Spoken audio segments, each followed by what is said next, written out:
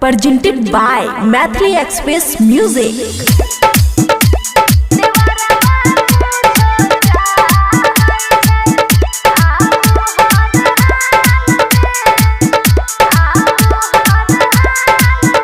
खुशी recording studio बलुआहा।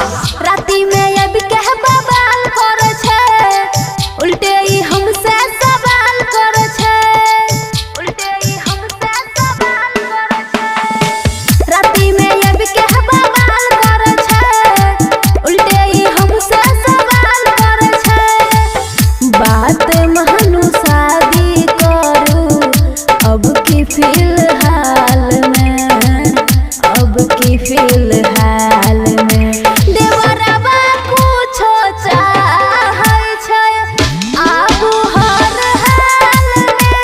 देवरवा कुछो चाहै छै आगू हर हाल में। DJ good Madhubani. देवरवा कुछो चाहै छै आगू हर हाल में।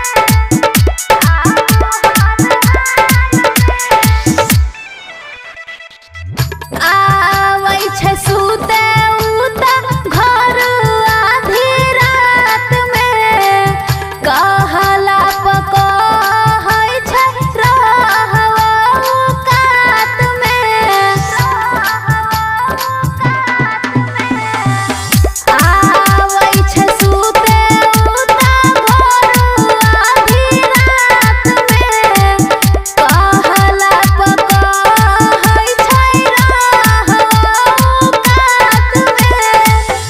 हम ही बुझै छियै हम छियै कोन हाल में, छियै कोन हाल में। देवरवा कुछो चाहै छै आगू हर हाल में। देवरवा कुछो चाहै छै आगू हर हाल में। DJ good Madhubani. देवरवा कुछो चाहै छै आगू हर हाल में, आगू हर हाल में। रोज जे सुइत जाय छै अब के हमारा साथ में। करै छी माना त चूटी काटै हाथ में, चूटी काटै हाथ में। रोज जे सुइत जाय छै हमारा उता साथ में।